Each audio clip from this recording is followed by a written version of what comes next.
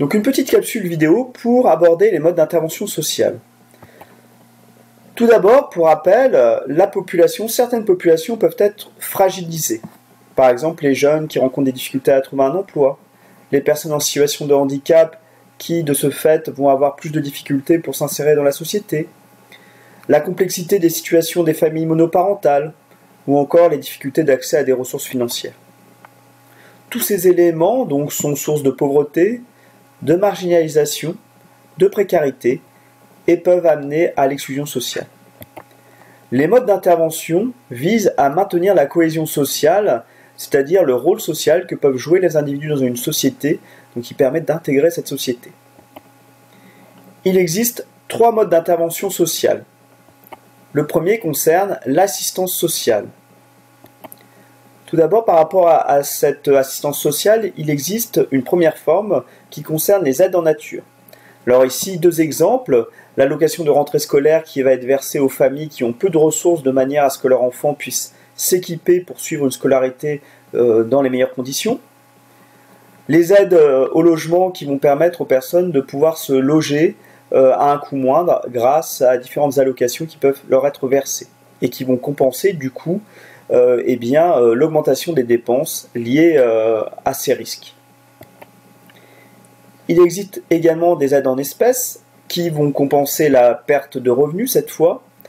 Il peut y avoir par exemple le RSA, le revenu de solidarité active, qui notamment comprend une prestation qui va permettre d'avoir accès à un minimum de ressources financières, ou encore par exemple l'allocation adulte handicapé, donc réservée cette fois aux personnes en situation de handicap, pour lesquelles le conseil départemental va décider le versement au regard de la situation de la personne. Donc voilà le premier mode d'intervention sociale. Le second, c'est l'accompagnement social. Donc ici, une petite illustration. Donc là, un travailleur social qui va accompagner donc, un usager. Donc là, ici, l'idée, en fait, c'est d'avoir un diagnostic partagé. Donc un échange va naître de la relation entre le travailleur social et l'usager. Et cet échange doit permettre en fait d'identifier les problématiques rencontrées par l'usager, mais l'usager doit les intégrer et doit en être d'accord, avec de ce fait une contractualisation qui peut être écrite ou non. L'idée donc de cette démarche de l'accompagnement social, c'est de rendre acteur l'usager en lui permettant de mobiliser ses compétences et ses ressources, et qu'il ne soit plus dans une situation de, entre guillemets, subir l'accompagnement qu'on lui propose. Le dernier mode d'intervention sociale, c'est ce qu'on appelle le développement social local. Alors, ce développement social local vise la solidarité, la cohésion sociale, par le biais d'actions transversales, c'est-à-dire d'actions qui ne se limitent pas à un domaine, mais qui englobent différents domaines qui concernent des problématiques que peuvent rencontrer les populations. Ce développement social local ne peut prendre appui que sur la participation des citoyens, il s'agit de les rendre acteurs. Donc, dans le but d'améliorer les conditions de vie, et le cadre de vie. Donc ici, trois petits exemples pour illustrer un petit peu ce que peut être le développement social local. Donc là, on est dans un quartier où sont nés en fait des jardins collaboratifs, avec là, on voit clairement la participation des habitants du quartier qui vont rendre vivant et qui sont partie prenante du projet.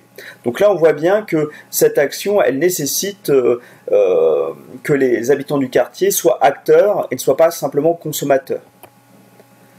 Autre exemple, la violence et les drogues. Donc là, ici, c'est dans le cadre d'un quartier de la ville de Compiègne, où l'idée c'est de refuser la fatalité. Et là, c'est pareil. L'idée c'est de rendre acteurs donc les habitants du quartier pour lutter contre ces violences et ces drogues, et ne pas se limiter finalement à l'intervention, par exemple, des forces de l'ordre, mais chaque habitant puisse en tout cas identifier les problématiques qu'il rencontre, qu'il les fasse remonter, et que l'ensemble des habitants du quartier trouvent aussi des solutions pour justement lutter contre cette problématique.